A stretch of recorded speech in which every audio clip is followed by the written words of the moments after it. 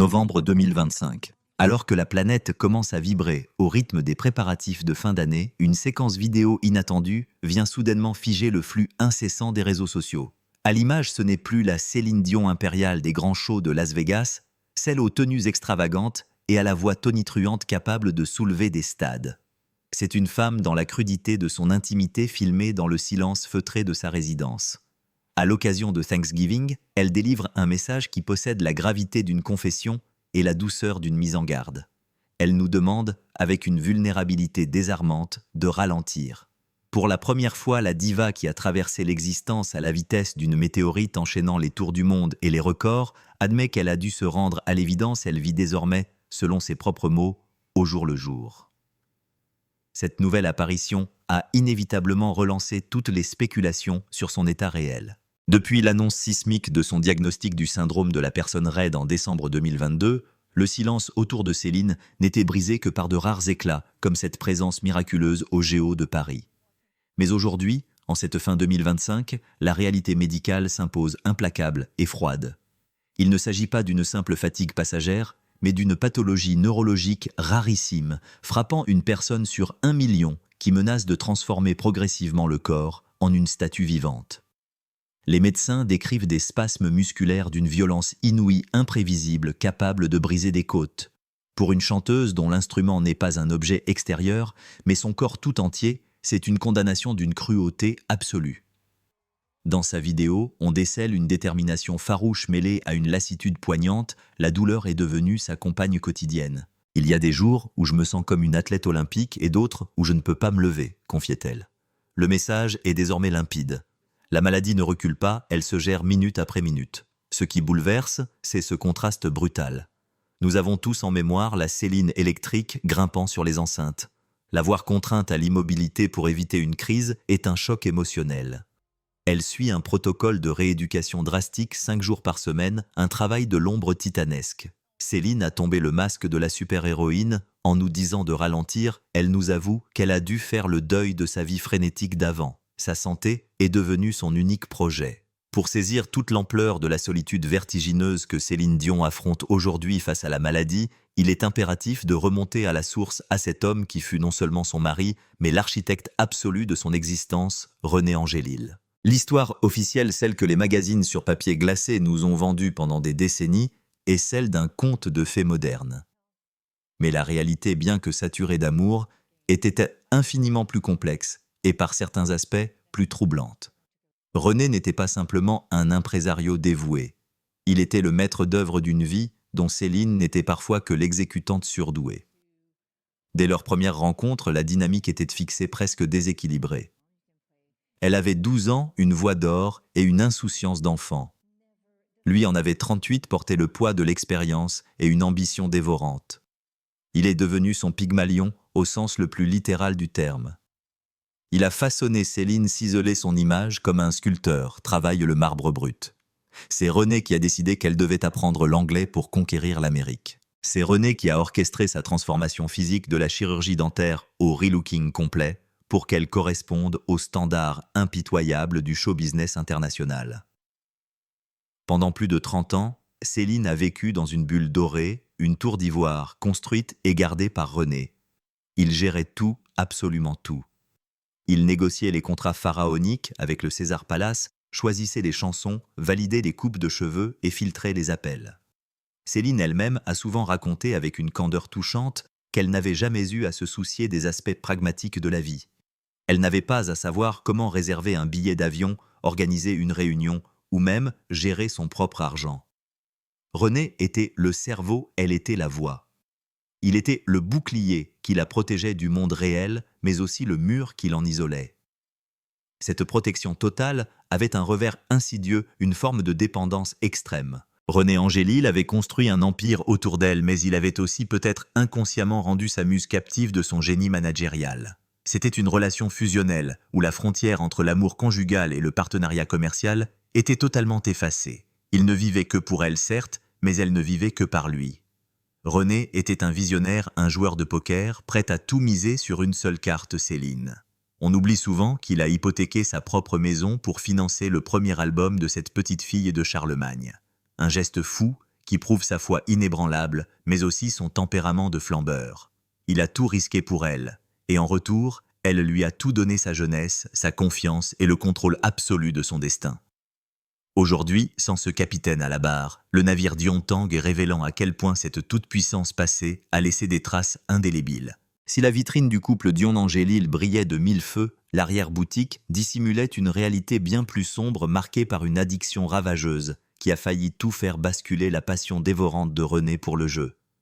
C'est le chapitre secret que l'on chuchote depuis toujours à Las Vegas, mais qui éclaire d'un jour nouveau la charge mentale colossale qui pesait sur les frêles épaules de la chanteuse. René n'était pas seulement un manager de génie. Il était un joueur invétéré, un flambeur capable de miser des sommes astronomiques sur un tapis vert, avec la même audace qu'il misait sur la carrière de sa femme. Cette facette de René n'était pas un simple hobby, c'était une compulsion. Des proches et des biographes ont révélé au fil des années que ses pertes au casino pouvaient atteindre des montants vertigineux, chiffrés en millions de dollars par semaine lors de certaines périodes critiques. Céline, jeune et éperdument amoureuse, a sans doute accepté cette faille de son mari comme le prix à payer pour son génie, fermant les yeux sur les abîmes financiers qui se creusaient parfois. Cependant, cette addiction a créé une pression invisible mais constante. La voix de Céline n'était plus seulement un instrument artistique, elle était devenue la garantie bancaire de leur train de vie et surtout des dettes de jeu de son mari. C'est sous ce prisme qu'il faut relire certaines grandes décisions, notamment l'installation à Las Vegas en 2003 avec le show A New Day. À l'époque, l'idée qu'une star au sommet de sa gloire s'enferme dans le désert du Nevada était considérée comme un suicide artistique. Mais pour René, c'était un coup de maître stratégique et financier indispensable. Vegas offrait une stabilité, un revenu fixe et colossal capable d'éponger les ardoises et d'assurer l'avenir. Céline est devenue la reine de Sin City, mais elle était aussi d'une certaine manière prisonnière de cette nécessité de générer des liquidités. La machine ne pouvait pas s'arrêter, car les enjeux en coulisses étaient trop importants. On comprend mieux aujourd'hui l'acharnement au travail de Céline durant ces années-là. Elle enchaînait les représentations avec une discipline militaire malade, ou non fatiguée ou non.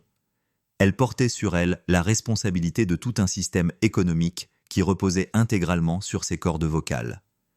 Il y a quelque chose de tragique à imaginer cette femme chanter l'amour pur sur scène chaque soir, tout en sachant que les revenus servaient en partie à combler les gouffres financiers creusés par l'homme qu'elle idolâtrait. Elle n'a jamais blâmé son mari publiquement, elle a assumé chantant plus fort et plus longtemps pour couvrir le bruit des jetons qui tombaient. Mais aujourd'hui, avec le recul, on réalise que cette pression financière a sans doute contribué à l'usure prématurée de son corps. Elle a tiré sur la corde année après année pour maintenir le navire à flot, ignorant peut-être que le prix ultime serait sa propre santé.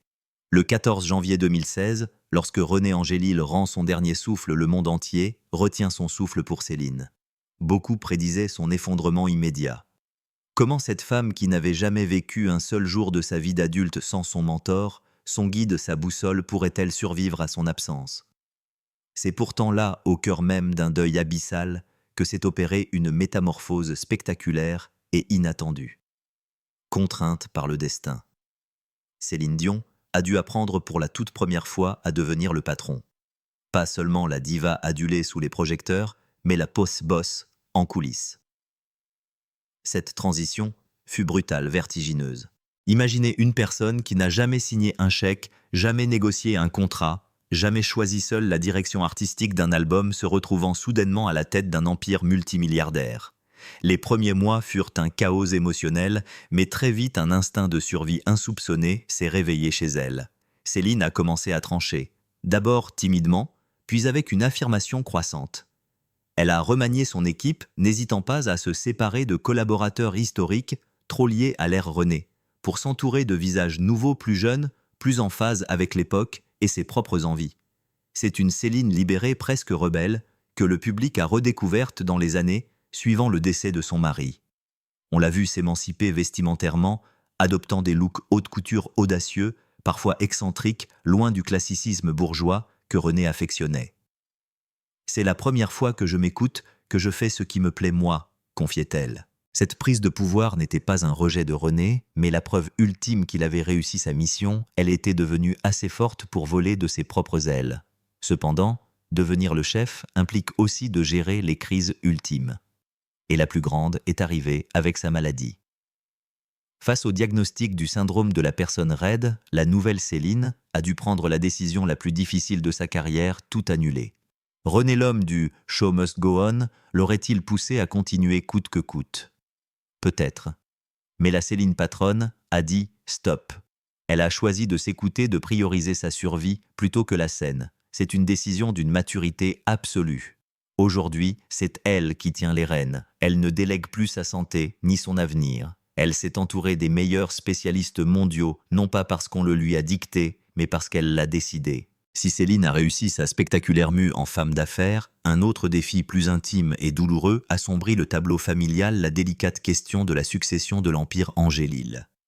Le patriarche avait tout prévu, imaginant une dynastie tracée d'avance où son fils aîné René-Charles reprendrait naturellement le flambeau. Il avait été élevé dans les coulisses, préparé dès l'enfance à devenir le gardien du temple. Mais le scénario paternel s'est heurté à la réalité d'un jeune homme aux aspirations radicalement différentes. Au lieu de s'asseoir à la table des négociations, René-Charles a choisi celle des tournois de poker et l'obscurité des studios d'enregistrement de rap. Sous le pseudonyme de Big Tip, il poursuit une carrière confidentielle menant une vie d'héritier qui inquiète en silence. Le plus cruel pour Céline est peut-être de voir son fils hériter de la passion du jeu de son père, sans avoir encore démontré le génie des affaires qui permettait à René de compenser ses pertes. Ce refus tacite de reprendre les rênes laisse Céline dans une position de vulnérabilité extrême. Elle espérait un lieutenant, un allié de sang pour protéger l'héritage et veiller sur les jumeaux Nelson et Eddie. Elle se retrouve seule à la fois mère-père et manager, portant un fardeau émotionnel écrasant alors que sa propre santé vacille. Les rumeurs de tensions et de dépenses inconsidérées filtrent parfois dans la presse, mais l'amour maternel de Céline reste un rempart infranchissable. Elle ne juge pas publiquement les choix de son aîné, elle le laisse vivre ses expériences avec l'espoir secret que la maturité l'aidera un jour à saisir l'importance de ce legs. Pour l'instant, le trône de René Angélil reste désespérément vide. C'est une ombre de plus qui plane sur la résidence de Las Vegas, rappelant cruellement que même avec toute la fortune du monde, on ne peut ni acheter la volonté de ses enfants, ni dicter leur destin. Alors que nous reste-t-il à espérer en cette fin d'année 2025, le silence de Céline est-il un adieu déguisé ou le calme avant une tempête musicale dont elle seule a le secret? Pour répondre à cette question qui hante des millions de fans, il faut regarder la réalité de son quotidien actuel. Céline Dion ne se repose pas au sens où nous l'entendons. Elle est en guerre. Chaque matin, elle se lève avec un objectif unique obsessionnel, dompter ce corps qui se rebelle. Son régime d'entraînement est digne des forces spéciales, thérapie vocale pour réapprivoiser des cordes spasmodiques, exercices de physiothérapie intensifs pour contrer la rigidité musculaire. Elle traite son corps comme une machine de haute précision qu'il faut recalibrer pièce par pièce. Ce combat acharné n'est pas motivé par l'ego ou la peur de l'oubli. Il est alimenté par une promesse, un serment sacré fait à René sur son lit de mort. Il lui avait demandé de continuer de ne pas laisser la musique mourir avec lui. « Je chanterai jusqu'à mon dernier souffle », a-t-elle souvent répété. Aujourd'hui, cette phrase prend une résonance littérale et poignante. Chaque note qu'elle parvient à tenir sans trembler est une victoire sur la maladie, un hommage vibrant à celui qui a cru en elle le premier.